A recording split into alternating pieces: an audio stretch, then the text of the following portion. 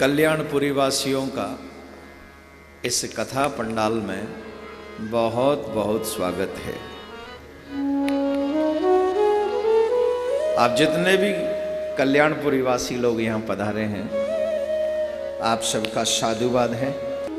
आप सोच रहे होंगे कि महाराज जी ने हमें कल्याणपुरी वासी क्यों कहा, तो आपको बता दूं, हमारे पुराणों में इस शहर का वर्णन है और ये कल्चर टेररिज्म का जीता जागता उदाहरण है कि इस कल्याणपुरी को नाम बदलकर आपके सामने प्रस्तुत कर दिया। आप जितने भी इतिहासकार हैं जो इतिहास जानते हैं थोड़ा बहुत, आपको बता दूं 1000 ई तक गंगा राजवंश का एक भाग हुआ करता था। इसे बेगा बलूरू के नाम से जाना जाता था, जिसका अर्थ प्राचीन कन्नड़ में रखवालों का नगर कहा जाता था। रखवालों का नगर। अंग्रेजों के आने के बाद, उनके आक्रमण के बाद इस शहर का नाम बदल दिया गया और इस शहर का नाम बदलकर आज जो है हम सबके सामने प्रस्तुत है। टेररिज्म आप सब जानते हैं, एक बाहर से आतंकवादी आता है और आकर गोली मार देता है, उसे मानव मर जाता है। लेकिन कल्चर टेररिज्म, ये जो हमारे और आपके सामने इस समय है, इससे मानव नहीं मानवता मरती है। और इस मानवता को मारने के लिए हमारे ऊपर बार बार आक्रमण हुआ है।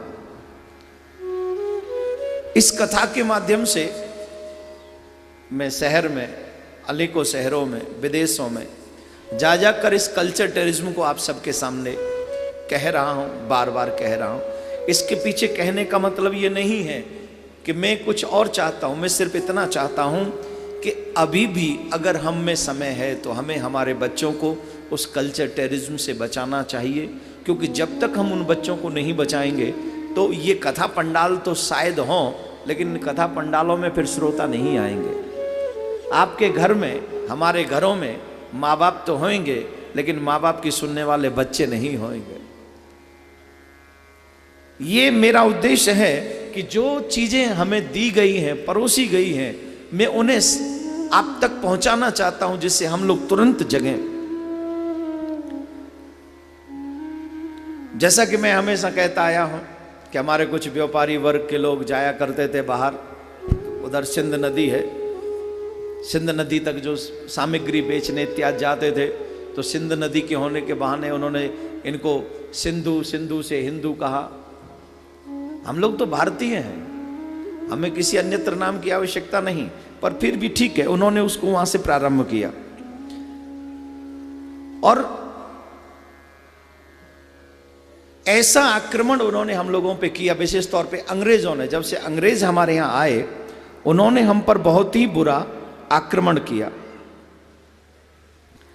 मैकॉले ने स्पष्ट किया, जब वो अपनी संसद में, यूरोप में अपनी संसद में जब वो बोल रहे थे, बड़ी सावधानी पूर्वक सुनिएगा। मैकॉले बड़ा स्पष्ट उन्होंने अपनी सभा में ये कहा था, जब संसद में बोलते हुए, कि मैंने भारत की यात्रा शुरू से लेकर आखिर तक की है।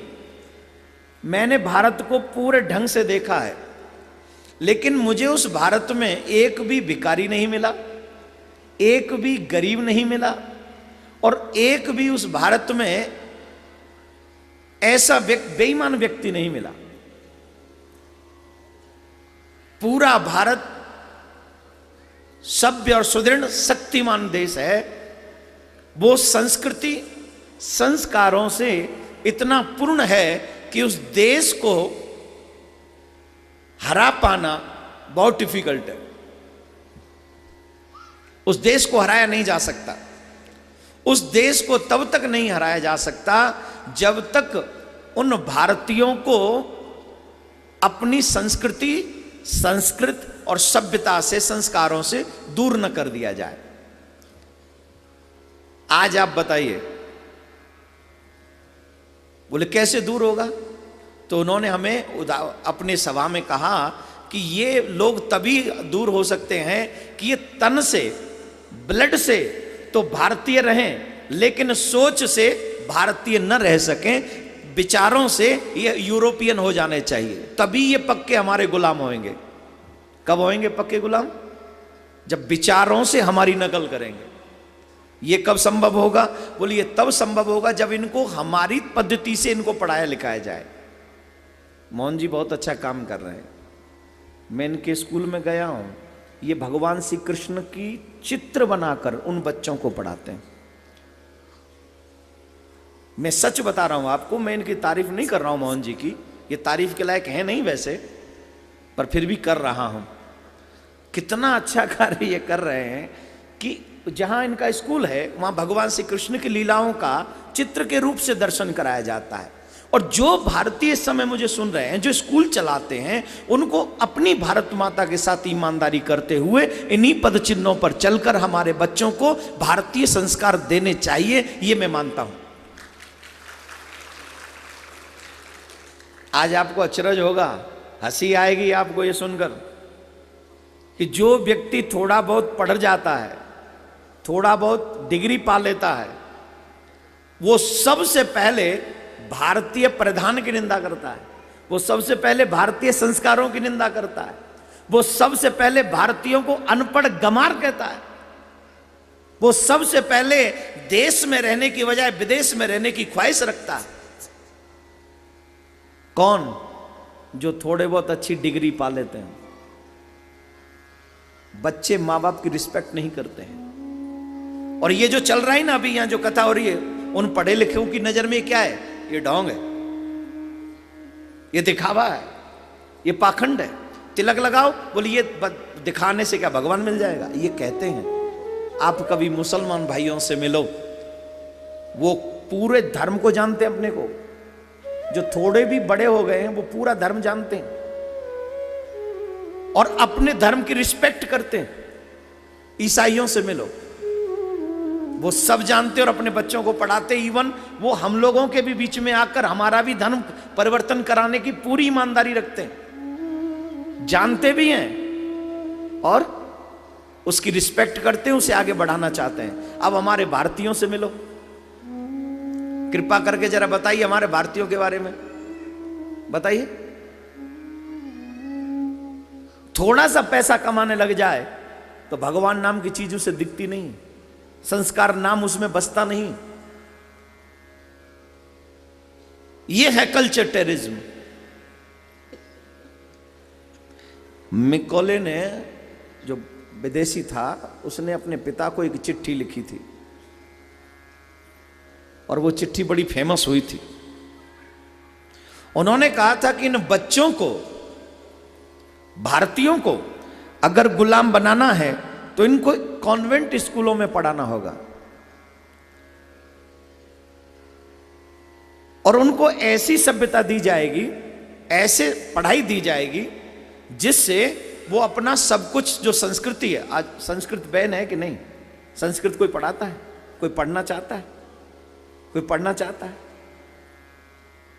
सबसे पहले क्या कहेंगे? हमें इंग्लिश पढ़ाओ। I want to learn English. I am not against them, I am not against.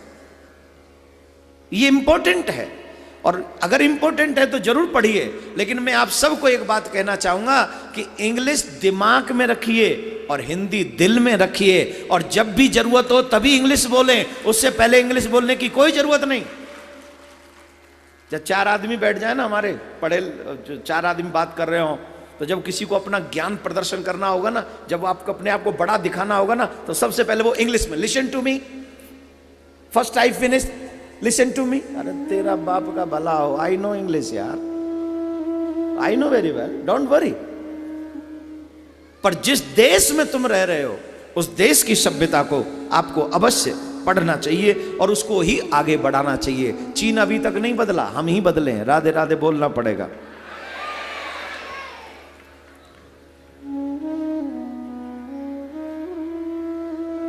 उस विदेशी ने, एक विदेशी ने आके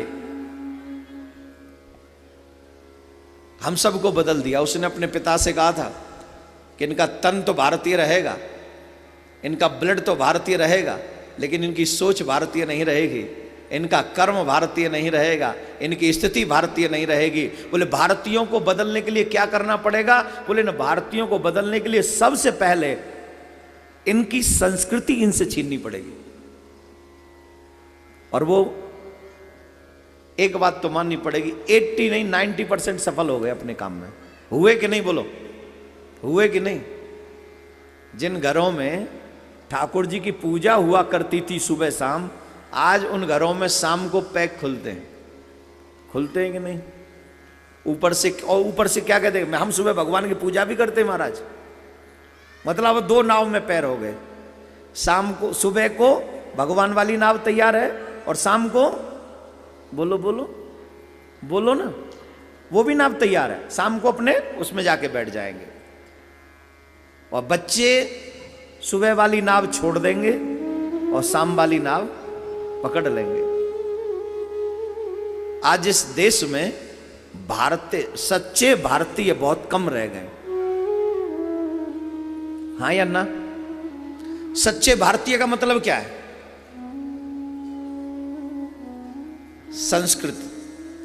संस्कृति और संस्कार, इन तीनों से जो पूर्ण हो वही सच्चा भारतीय है। क्या इस भारत में अब सच्चे भारतीय रह गए हैं? जरा कृपा करके बताइए, कितने परसेंटेज रह गए हैं? हम लोग रहते भारत में हैं लेकिन विचार पालते हैं यूरोप का। हम रहते भारत में हैं लेकिन हम लोग कर्म करना चाहते हैं सारे बुरे। तो आप सबसे मेरा आग्रह है, इस कथा के माध्यम से मैं कुछ न कुछ ऐसी चीजें आपको और आपके बच्चों तक कल्चर टेररिज्म के नाम पर पहुंचाता रहूंगा।